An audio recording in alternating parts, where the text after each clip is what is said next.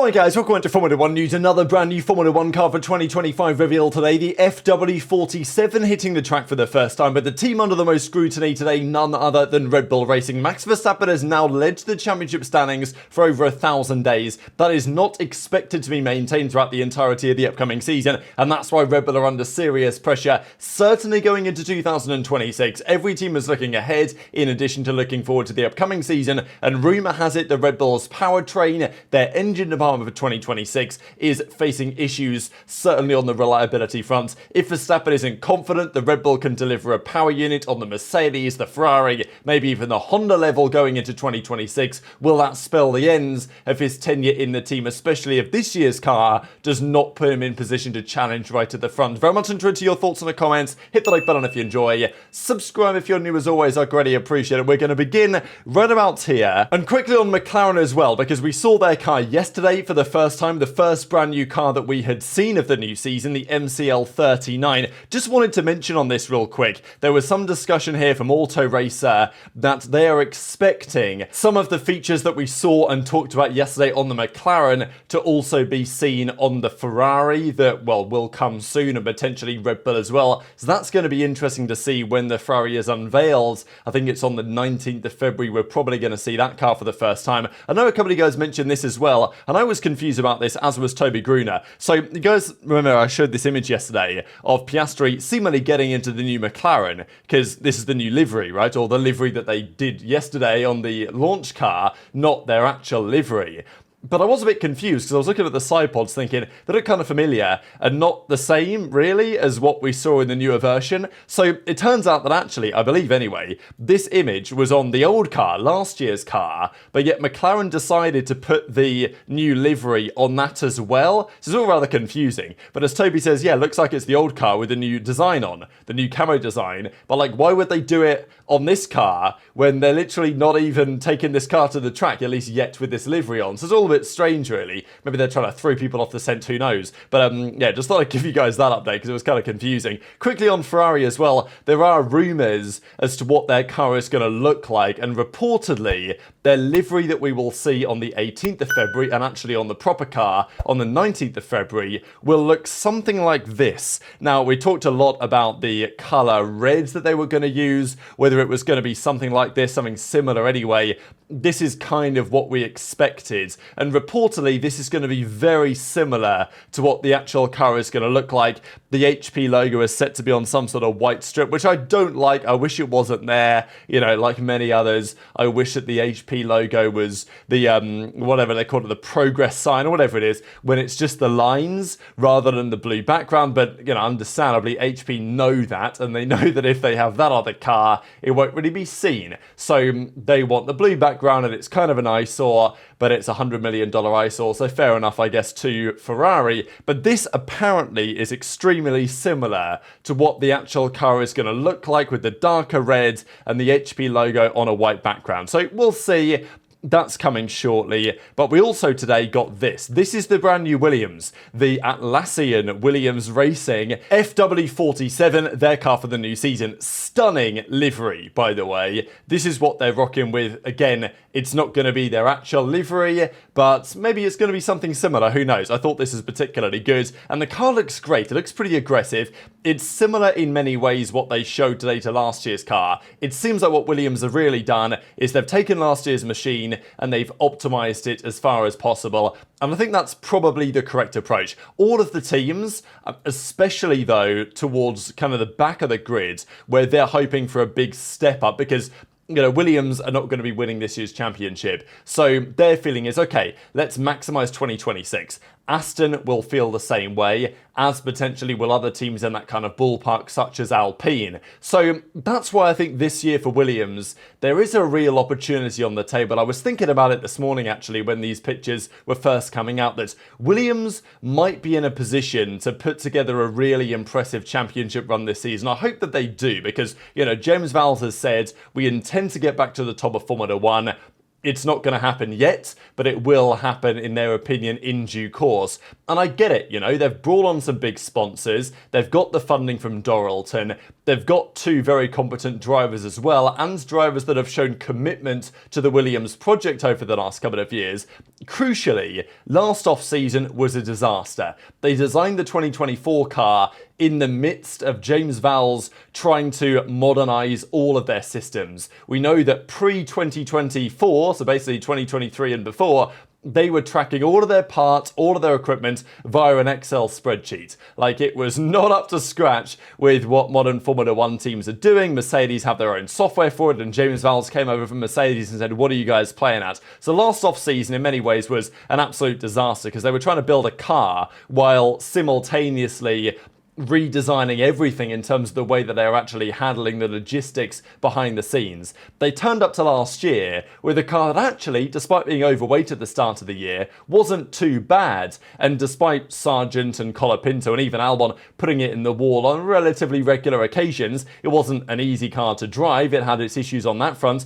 But it wasn't slow, and it was actually more consistent at various tracks than the previous Williams had been, which were just straight line speed merchants, basically only good for Monza and maybe a couple of other circuits. So if it was last year's Williams, but made better, I think they have, a chance this year, Williams, of really mixing it up. I think that definitely among themselves, Aston Martin and then Alpine, all of those teams will feel like 5th place in the championship is very much on this year. I think we're very much expecting Red Bull, McLaren, Ferrari, Mercedes to be 1 to 4 in some order or another, but Williams could genuinely put a fight together here for 5th, I think, in the championship, because they've got the drivers. If the car is good enough, I think it's on, because you look at Aston Martin, you see Alonso, but then you see Stroll, you look at Alpine, then you see Gasly, but then you see Doohan, and how long is he going to last? How, is Colapinto going to get in? These other questions, right? So I think Williams could be, I hope anyway, they're a bit of a surprise package team this year, because I also want to see their drivers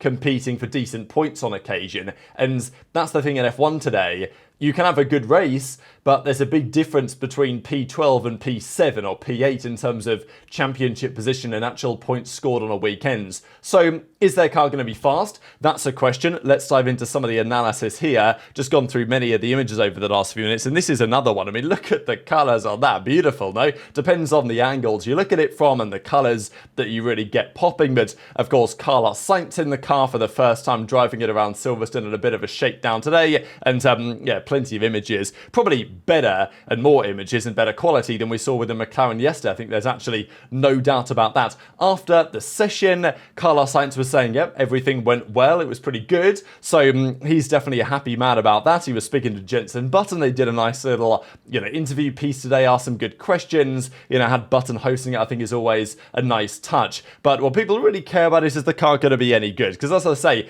Williams, I'm hoping they can be a real force this season in the midfield and take a step forward, because I think a team like Aston Martin will try and do the same, but equally their focus is going to be on 26. Williams' focus is also going to be on 26, but still, if they take last year's car and optimise it with better drivers, then, they have an opportunity there, right? So these are the changes that we are seeing. The side pods, the engine cover at the back, some changes on the floor, this stay, this rod at the back of the car under the Golf logo, that now goes all the way through to the base of the floor. The floor has 4 of these elements rather than 3 that it previously did. The front wing has been slightly altered as well, not just from the side angle, but also if you look at it from the front, you'll see a relatively similar thing happening as well with the changes between the 2024 and the 2025 Williams. I think these graphics are from the race. Spectacular stuff as ever. So yeah, this rear wing at the bottom here looks maybe a bit more McLaren-esque. I know that teams are definitely going to be developing in a similar direction, but yeah, they're still using a push rod front suspension, so it's not equivalent, as you guys can tell, to what McLaren are running, as we saw yesterday in quite some depth.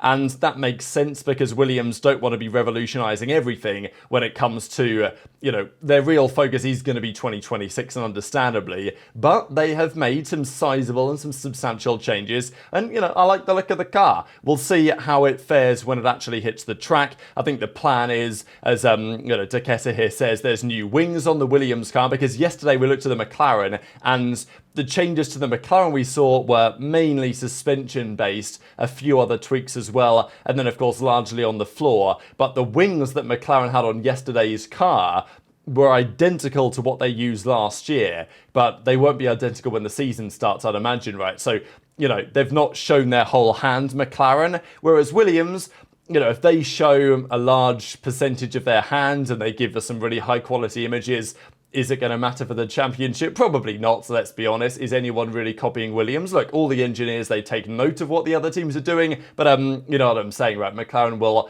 want to keep some of their cards probably slightly closer to the chest. And yeah, it seems like the wings that McLaren or that Williams have gone for have been inspired by some of the Red Bull and McLaren designs over the last couple of years. So there's definitely some consolidation going on here between the various teams, and I'm sure that we'll see various similar designs up and down the grid, but the cars certainly aren't going to all look the same, and that's pretty exciting, I'd say, for the final year of the regulations, and they're probably going to be all rather fast. I think there's a few reasons for that. We'll see what James Vowles has in it in a second, but yeah, the push rod, front suspension, and many changes with the floor and the, you know, the underside of the car that of course we are not going to see. But as Val says, he thinks this is going to be the closest championship in a very long time, and I wouldn't be surprised if it is. I think there's a couple of reasons for that. With the final year of the circular regulations, last year was so good at the end of the season, so many different race winners by the end of the year, multiple race winners, you know, 4 different teams getting a 1-2, like completely unheard of type stuff. And even in the midfield and further back, there were pretty interesting results. Sauber turned a bit of a corner at the end of the season. RB were occasionally good, has had some good results. Williams are up there. Alpine turned it on at the end of the season, right? And now that double podium in Brazil, like, so it's pretty mega.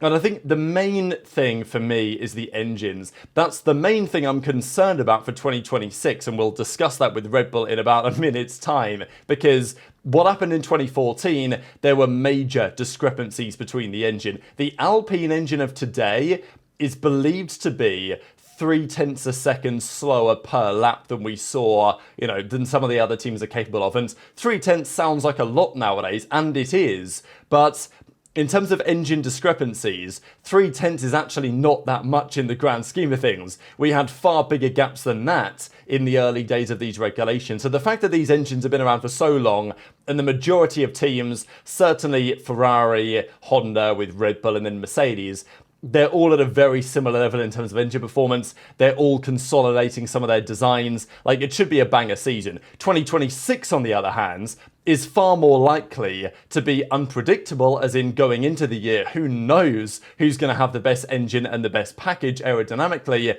but it is likely in 2026 the gaps between P1 and P20, the gaps between drivers in qualifying sessions is going to exacerbate and stretch out yet again. That will benefit some teams, and it will certainly hurt others. Where that leaves Max Verstappen is one of the key questions in Formula 1 right now. This is interesting. Max has now led the Drivers' Championship for 1,000 days after winning it in 22, winning Bahrain in 23 and leading the season from there, winning Bahrain in 24 and leading the season from there. It's been 1,000 days. That breaks the record by a mile, really. I mean, Max Verstappen, the first driver to get over that margin. Schumacher has 2 stints on this list. Interesting that Hamilton doesn't make this list. I guess it's because, you know, despite leading the championship for many a day, often Bottas would win in Australia or something, right? And then things would change around. But it's interesting to look at this because, is this streak set to continue? It would be a surprise if Max wins in Australia, will be this year, and leads the championship from there.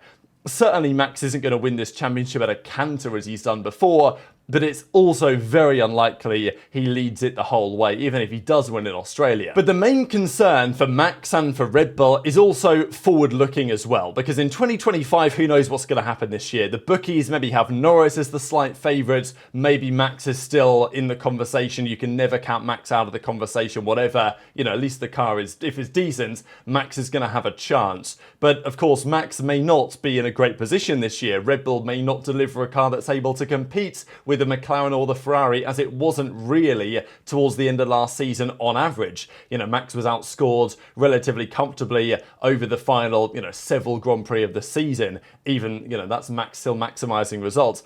Therefore, if this year doesn't go so well for Verstappen, he will undoubtedly be looking at alternatives. Mercedes makes some sense. The feeling is that they will have the best engine in 2026, but Honda with Newey and Aston Martin, that's also a very feasible option as well, especially with the rumours that Aramco, who are going to be providing the fuel for Aston Martin, given the 100% sustainability of the fueling, apparently anyway, in 2026, Aramco might be best positioned to provide the best stuff. There's a feeling that that might be a particularly good idea. So this is interesting when Autosprint were reporting that Red Bull are struggling with their performance and reliability engine. This was the article that kind of came out to discuss it, and saying the following: a report from Italian outlet Autosprint, and okay, Italian press, so take it as you will, but suggests though that performance and reliability concerns are emerging with the new Red Bull engine. Drawing conclusions would be premature, but it would not be a surprise if the Milton Keynes team are playing catch up. And this is a general feeling as well. Even Audi, as the article says, have basically admitted their engine is not going to be up to scratch in 2026. Red Bull are going to say, no, we've got Ford, excellent engine partner, we're doing it ourselves for the first time, Red Bull powertrains becoming a thing, but quite the challenge, right, for Red Bull powertrains to take on this, attempts really at building their own engine for such radical changes to the engine composition against the might of Mercedes and Ferrari, and of course Honda, who are currently powering the Red Bull. It's a big challenge. I think, as I've said before, there is almost zero chance that the Red Bull engine is better than the Mercedes, Ferrari, Honda engines. There is some chance it's relatively similar, if not the same, and there is a substantial chance that it's worse in some way. And if the aero package is not good enough to compensate for that, then we're going to have, a 2014 situation on our hands where potentially one team with the best engine and the best aero is going to run away with things. And that could be a number of different teams, but it's relatively unlikely to be Red Bull. I think that's the general theory right now, that Red Bull are not necessarily the place you might want to go in 2026 if you had to choose between the teams as to which team you'd go to. Like, if Max was not in Formula 1 and he wanted to return and he could take any seat on the grid without any previous experience with any of the different teams, which team would you choose to join in 2026?